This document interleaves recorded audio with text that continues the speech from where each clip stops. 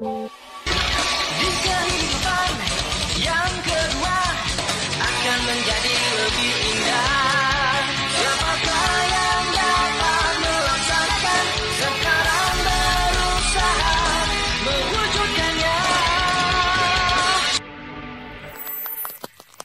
Halo minasan, balik lagi sama Ray di sini. Selamat datang bagi pengunjung baru. Bagaimana kabar sobat recap semua? Semoga sehat dan tetap semangat di segala kondisi. Pada kesempatan kali ini kita akan bahas kasus misteri kemunculan dua orang misterius yang ternyata tujuannya ke kantor detektif Mori, dan kedua orang ini berbicara mengerikan. Yang jadi masalah adalah Haibara dan Agatha numpang ke mobil mereka karena mobil Beetle Agatha mogok di tengah jalan. Tentu saja mereka jadi ketakutan. Siapa sebenarnya mereka berdua ini dan apakah ada hubungan dengan organisasi hitam? Sebelum ke alur ceritanya, support kami dengan cara subscribe channel ini yang pastinya gratis. Hanya perlu padamkan tombol merah, like juga bila suka video ini, dan tinggalkan jejak kalian di kolom komentar. Jangan lupa nyalakan bel notifikasinya agar tidak ketinggalan updatean video terbaru dari channel ini. Arigato gozaimasu. Oke, kalau sudah semua, siapkan kopi cemilan buat diri kalian sesantai mungkin karena cerita ini hiburan bermakna. Kita langsung aja ke TKP.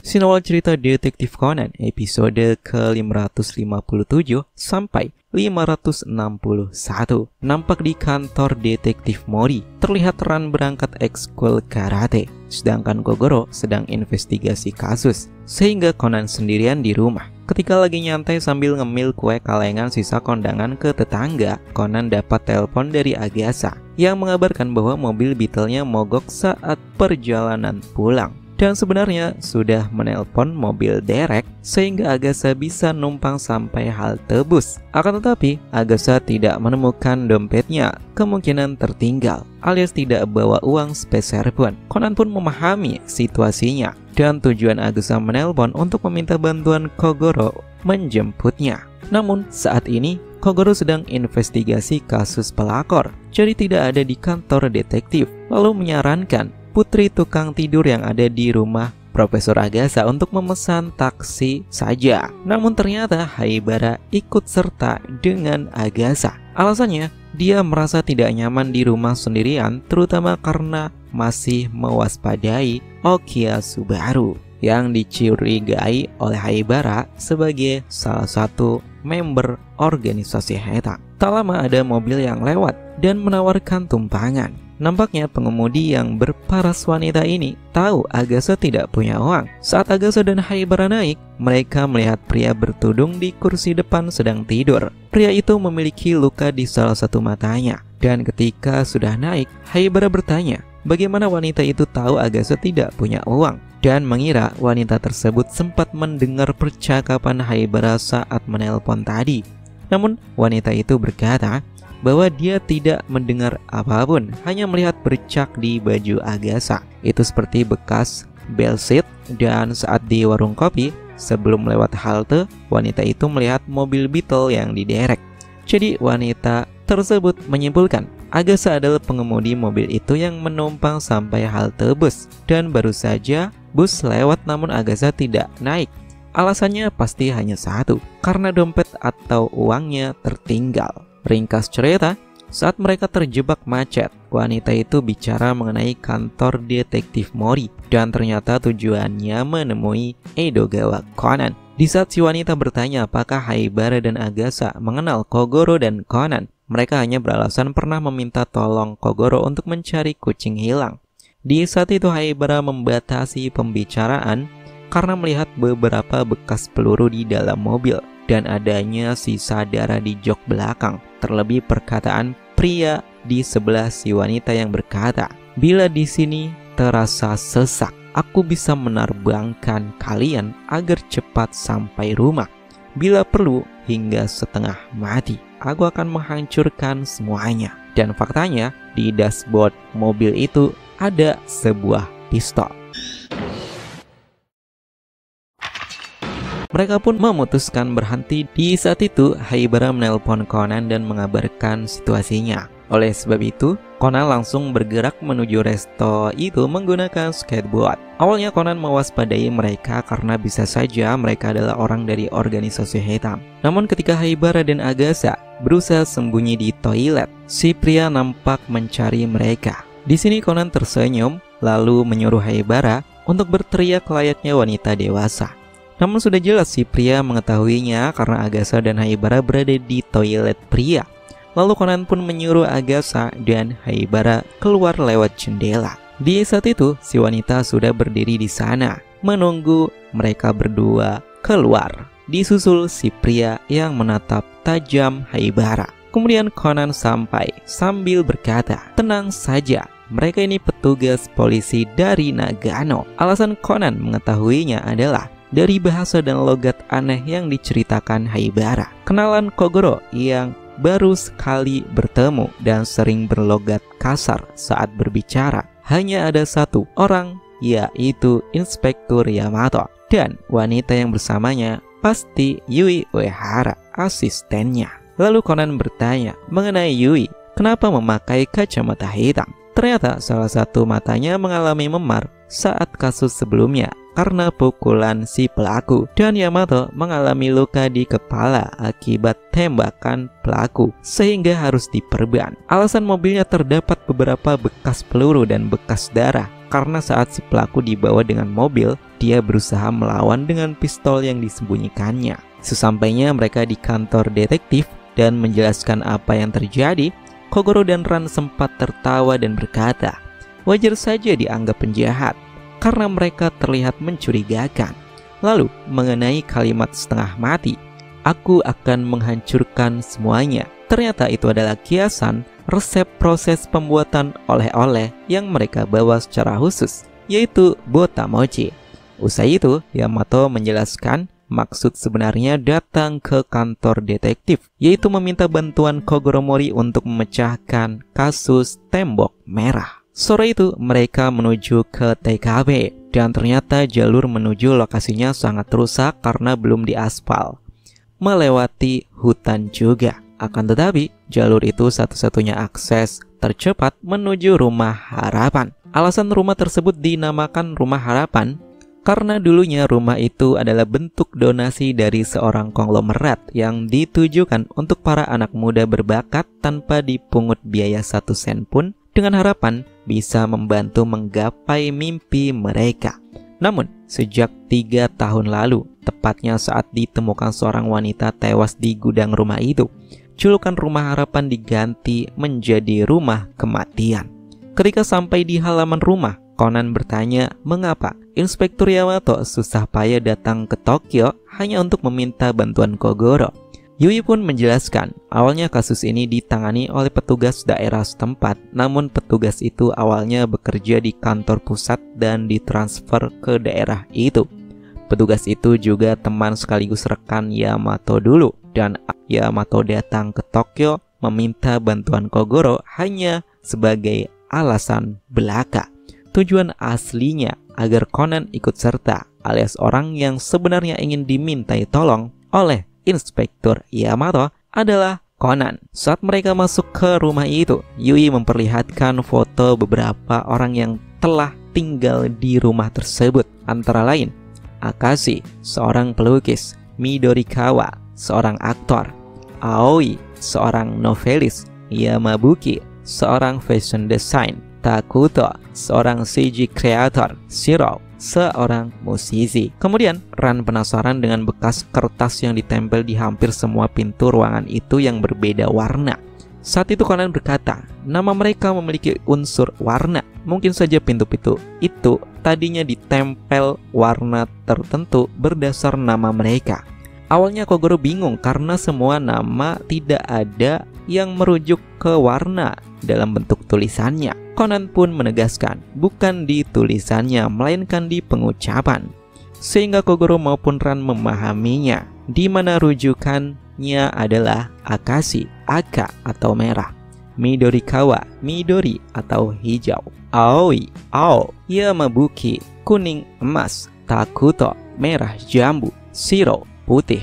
Yamato juga menunjukkan daftar jadwal masak dan beberes rumah itu yang ditemukan di ruang tengah, di mana penandanya tidak memakai nama, melainkan memakai warna. Sehingga disimpulkan mereka saling menyapa dalam menjalani keseharian di rumah itu satu sama lain menggunakan warna. TKP tembok merahnya ada di lantai 2, sehingga mereka naik tangga dan di dekatnya ada troli barang berupa kardus yang ditumpuk. Ternyata kardus itu berisi buku-buku milik Aoi yang awalnya menutupi atau menyegel pintu kamar tembok merah dari luar. Dan saat Yamato membuka kamar itu, salah satu tembok ruangan tersebut berwarna merah darah. Awalnya Kogoro dan Ran terkejut karena mengira itu darah manusia. Namun Conan melihat botol spray dan berkata, warna merah ini hanya cat spray. Ketika Ran bertanya, apa mungkin semua ini pesan dari pelaku? Yamato menjelaskan, itu tidak mungkin karena dalam ruangan itu ditemukan sebuah alat penyadap yang mungkin tujuan pelaku untuk mengetahui pergerakan orang yang ada di dalamnya dan menunggu orang lain datang menemukan korban atau dia sendiri yang akan datang mengambil penyadapnya setelah korbannya tidak terdengar aktif alias sudah tewas. Lalu Kogoro menghubungkan tembok merah itu dengan para penghuni dan mengira pelakunya bisa saja Akashi. Namun Yamato menjelaskan bahwa jasad yang telah ditemukan polisi di ruangan itu dalam keadaan kering dan dinyatakan tewas akibat kelaparan adalah Akashi yang terduduk di kursi putih menghadap ke tembok merah. Di bagian bawah tembok merah itu juga terdapat nama Akashi. Lalu tengah ruangan itu ada kursi putih dan hitam yang dipaku secara permanen. Di sini terungkap bahwa wanita yang tewas 3 tahun lalu di gudang rumah itu adalah Aoi yang merupakan istrinya Akashi. Yui menyatakan Aoi meninggal karena sejak awal sudah punya penyakit jantung yang lemah dan hasil autopsi menyatakan Aoi meninggal akibat serangan jantung. Tak lama, datang seorang petugas polisi daerah yang merupakan orang pertama yang menemukan korban. Dia berkata, mencoba menemukan orang bijak dengan cara salah, sama buruknya dengan menutup pintu bagi tamu yang diundang. Kogoro yang bingung bertanya kepada Ran dan Ran menjelaskan, kalimat tersebut merupakan kiasan pada kisah Ryubi Gento pada zaman 3 kerajaan besar saat mengangkat seorang guru menjadi ahli siasat. Lalu petugas polisi itu menambahkan bahwa di ruangan itu terdapat kaca jendela yang pecah yang ternyata dipakai untuk membuang semua cat keluar ruangan. Lalu petugas itu memperkenalkan diri bernama Takaaki Morofuzi. Namun orang memanggilnya dengan logat Cina yaitu Komei. Nama ini merupakan julukan yang mirip dengan karakter ahli siasat yang diangkat pada kisah Ryubi yang bernama Sokatsuryo Komei. Saat Yamato bertanya bagaimana tanggapan Kogoro Mori, nampaknya Kogoro belum bisa berkata apapun. Di sini Conan menyatakan merah, putih, dan hitam. Ada maksud tersembunyi dari 3 warna ini yang merupakan pesan karena cat warna lainnya dibuang keluar. Kemudian Conan menyimpulkan bahwa saudara atau kerabat Aoi yang merupakan pemilik tumpukan buku di kardus yang dipakai untuk menyegel pintu ruangan bisa saja jadi pelaku sebagai bentuk balas dendam. Meski Aoi dinyatakan tewas di gudang terkena serangan jantung, masih ada kemungkinan lain mengapa Aoi tiba-tiba mengalami serangan jantung tersebut. Namun Yui mengkonfirmasi bahwa Aoi seorang yang hidup sebatang kara dan tidak memiliki saudara atau kerabat. Kedua orang tuanya juga telah lama meninggal. Dari sini Conan menyimpulkan berarti hanya ada satu kesimpulan. Salah satu dari penghuni rumah ini yang jadi pelakunya. Apalagi mereka semua berkaitan dengan warna. Lalu Conan mengakhiri dengan kalimat, bukan begitu, Ochan, sambil menatap Kogoro. Kogoro pun hanya mengiyakan. Komei menyatakan, sepertinya kesimpulan awal detektif terkenal sama persis dengan hipotesa polisi. Bedanya Kogoro tidak susah payah menerangkan karena hal sepele itu bisa dijelaskan oleh seorang anak kecil. Lalu Yamato mendapat telepon. Ternyata berupa laporan mengenai sidik jari yang ditemukan di kenop pintu dan nama Akashi, di mana hanya ada sidik jari Kome dan satu petugas yang bersamanya. Kome memang mengakui kecerobohan itu karena memang asistennya itu baru saja bekerja alias masih pemula dalam penanganan kasus, sehingga meminta maaf kepada Yamato dan berharap memaklumi mereka. Di sini terungkap bahwa Kome dan asistennya datang ke rumah itu untuk meletakkan bunga mengenang Aoi yang tepat 3 tahun silam. Dan Kome melihat kejanggalan, yaitu adanya beberapa cat berserakan di luar rumah. Biasanya ada penghuni yang keluar menyapanya, namun rumah tersebut terkunci, sehingga Kome mendobraknya untuk masuk dan memeriksa ke dalam. Lalu mereka menemukan Akashi di TKP Tembok Merah. Kenyataan pahitnya, Aoi ini teman kelas Kome dan Yamato. Ringkas cerita, Kome, Ran, dan Conan menemui 4 orang tersangka untuk interogasi ulang. Semua tersangka ditanya mengenai penemuan sidik jari di kenop pintu yang dikamuflase bahwa sidik jari mereka semua tertinggal di sana. Orang pertama yang mereka temui adalah Midorikawa. Dia beralasan wajar saja sidik jarinya ada di kenop itu karena dia pernah tinggal di sana. Dan ternyata Midorikawa ini teman masa kecilnya Akashi. Lalu 3 orang lainnya, yaitu Yamabuki, Takuto, dan Shiro. Mereka hampir beralasan sama seperti Midorikawa. Hanya 1 orang yang bertingkah aneh, yaitu Shiro. Dia nampak terkejut mendengar pernyataan Kome mengenai sidik jarinya yang tertinggal. Namun pada akhirnya dia beralasan pernah tinggal di sana dan sudah jelas sidik jarinya tertinggal itu wajar. Lalu Shiro nampak buru-buru ada janji dengan grup bandnya sehingga meminta polisi pergi. Usai itu, Kome mengabarkan semua hal tersebut kepada Yamato. Nampaknya Yamato dan Kome akan menginterogasi Shiro lagi besok pagi. Karena kondisi sudah larut malam, mereka pun beristirahat dulu. Keesokan paginya, Kogoro menyimpulkan mengenai siapa pelakunya. Dia berkata bahwa Shiro adalah pelaku kasus Tembok Merah. Dijelaskan, Akashi yang duduk di kursi putih menghadap ke tembok merah yang menunjukkan dirinya, maka kursi hitam adalah petunjuk untuk pelakunya. Ketika duduk di sana, maka akan merujuk ke tembok putih yang artinya itu adalah Shiro. Namun, kesimpulan tersebut tidak begitu diambil hati oleh polisi karena terlalu gamblang. Sesampainya mereka di kontrakan Shiro, sudah ada petugas polisi dan terpasang garis polisi di sana. Ternyata Shiro ditemukan tewas akibat dicekik lehernya dan dalam posisi duduk di kursi menghadap tembok berwarna merah. Lalu tersirat mengenai novel misteri karya Aoi, di mana di dalam cerita itu ada satu karakter detektif yang dibuat berdasar karakter Kome. Sehingga Kome melanjutkan investigasi sendirian. Yamato pun menyuruh Yui untuk mengikuti Kome kemanapun dia pergi. Dan setelah pemeriksaan Shiro selesai, di mana korban dinyatakan tewas antara jam 10 hingga jam 1 malam, Yamato, Kogoro, Ran, dan Conan pergi menemui 3 orang tersangka, yaitu Midorikawa, Yamabuki, dan Takuto. Ketiganya tidak punya alibi kuat karena Midorikawa sedang membaca naskah drama di ruang kerjanya, sedangkan Yamabuki sedang mendesain busana baru sendirian. Lalu Takuto sedang mengerjakan proyek CJ yang tengah deadline.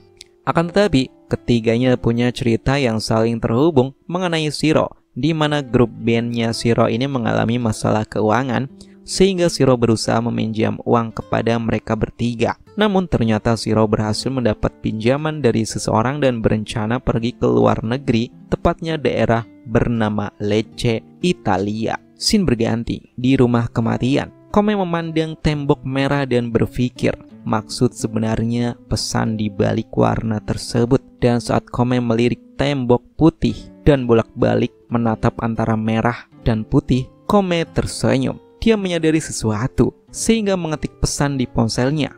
Namun tiba-tiba Kome dipukul oleh pelaku dari belakang hingga terjatuh pingsan. Di sisi lain, Yui mengabarkan telah kehilangan jejak Kome usai investigasi 3 pelaku. Artinya Kome lebih dulu datang menemui 3 tersangka dibanding Yamato. Lalu Yui saat ini sedang menuju rumah kematian.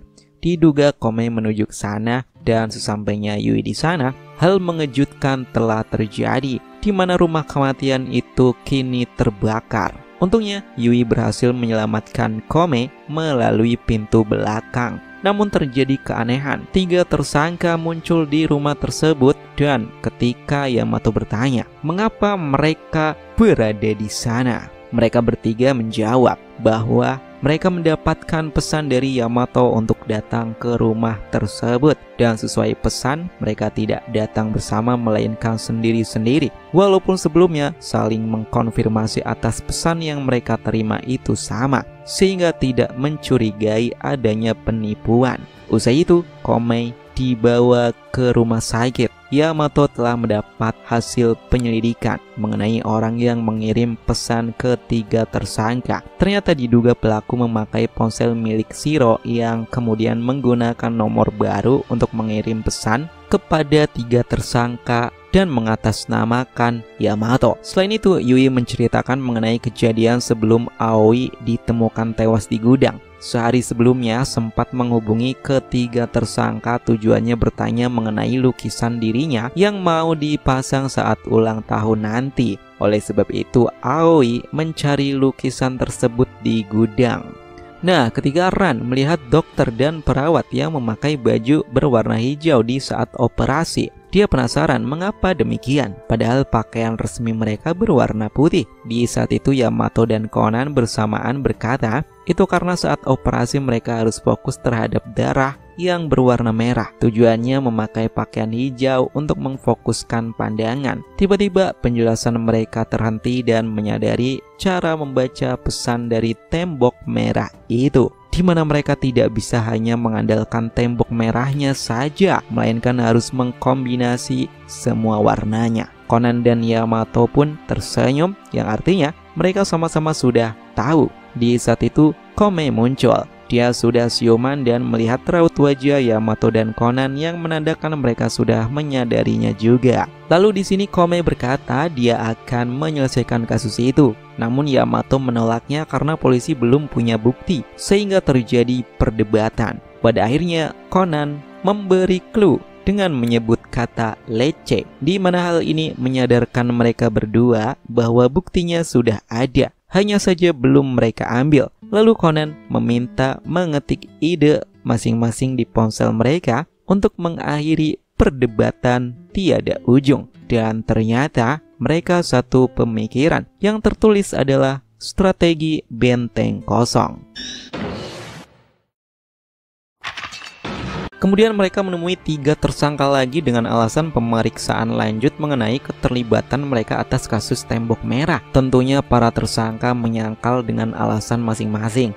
Di saat itu, Conan bicara mengenai lece dan menyatakan bahwa bentuk dataran Italia itu mirip seperti sepatu. Namun Midorikawa mengakhiri pertemuan dengan alasan dia ada jadwal latihan drama, sehingga yang lainnya ikut serta pulang. Sebenarnya pertemuan tersebut disengaja untuk memancing pelakunya. Walaupun mereka sudah tahu siapa pelakunya, namun polisi ingin menangkap basah si pelaku saat mengambil barang bukti yang masih tertinggal di kontrakannya Shiro. Ringkas cerita, malam harinya di kontrakan Shiro nampak 2 polisi berjaga. Di saat itu si pelaku mengendap-endap dan berusaha untuk datang atau masuk ke kontrakannya Shiro. Tentu saja dia waspada dan tahu kontrakan tersebut masih dijaga polisi. Akan tetapi tiba-tiba mereka pergi setelah mendapat laporan adanya perampokan di distrik dekat lokasi mereka. Namun ada seorang pemabuk yang tiba-tiba tersungkur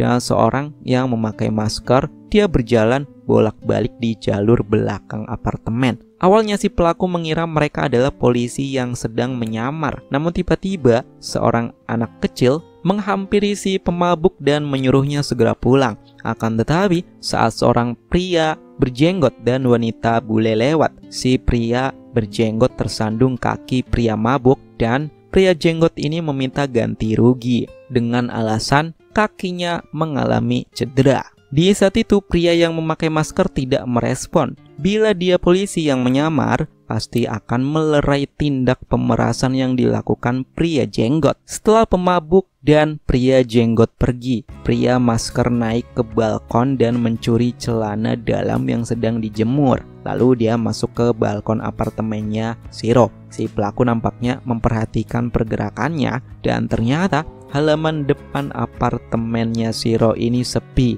tidak dijaga oleh polisi. Si pelaku yakin para polisi mungkin sedang mengurus perampokan yang baru saja dilaporkan. Nah, ketika si pelaku masuk ke dalam apartemen Shiro dan berusaha mencari sepatu, anak kecil yang mengajak pria pemabuk pulang muncul sambil berkata, "Yang paman cari ini bukan sepatu modif yang bagian haknya bisa dilepas. Di dalamnya terdapat memory card." Ternyata anak itu adalah Conan yang menyamar. Tentu saja si pelaku terkejut. Pelakunya adalah Midorikawa, si aktor. Tak lama, pria pemabuk, pria jenggot, dan wanita bule datang. Mereka adalah grup Yamato yang menyamar. Lalu Yamato maupun Kome secara bergantian menjelaskan detail kasusnya, di mana korban pertama, Akashi, sengaja membuat kondisi TKP terdapat 2 kursi hitam dan putih yang dipaku permanen. Lalu dia menulis dying message yang menunjuk pelakunya adalah Midorikawa menggunakan spray merah. Namun, orang yang menemukan Akashi pertama kali adalah Shiro, alias Shiro jadi orang yang mengetahui perbuatan Midorikawa. Maka Shiro mengecat tembok tersebut untuk menghilangkan pesan dari Akashi. Shiro pun memeras Midorikawa dengan foto tembok berisi pesan kematian Shiro, di mana filenya ada di memory card yang ada di sepatu. Karena Midorikawa sudah terpojok, Shiro dilenyapkan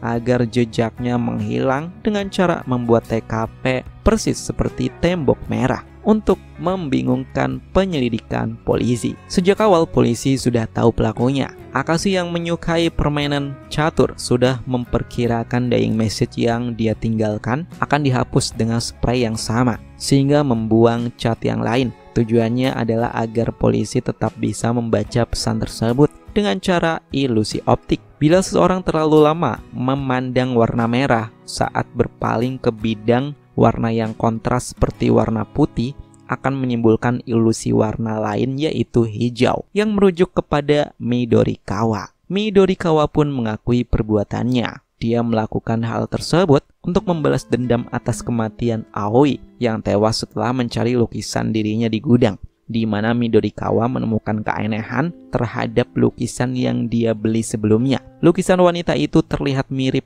Aoi dan saat ditembak dengan sinar X, Midorikawa menemukan perubahan dan timpaan warna lain di lukisan tersebut yang semula rambutnya pendek jadi panjang. Namun Kome menjelaskan, sehari usai kematian Aoi, dia melihat sebuah lukisan gambar Aoi dibakar di halaman rumah. Kemungkinan besar Akashi sehari sebelum Aoi tewas sedang sibuk menyelesaikan lukisan Aoi sebagai hadiah ulang tahunnya. Tentu saja pernyataan tersebut membuat Midorikawa menyesal karena sudah menghancurkan keluarga bahagia antara Akashi dan Aoi. Kome pun berkata, suatu hubungan asmara tidak perlu orang ketiga masuk ke dalamnya. Midorikawa pun ditangkap polisi. Sebelum berpisah dengan Kogoro, nampak Kome yang terus memandang Conan dan berkata, ketika polisi mengira pelaku menantang polisi di kasus kedua, Conan tidak sedikit pun ragu menyatakan bahwa tingkah pelakunya membingungkan, seperti sembarangan bertindak. Dari sini Kome menyatakan, Conan adalah anak jenius yang selalu tenang di situasi apapun, seperti sudah tahu semuanya.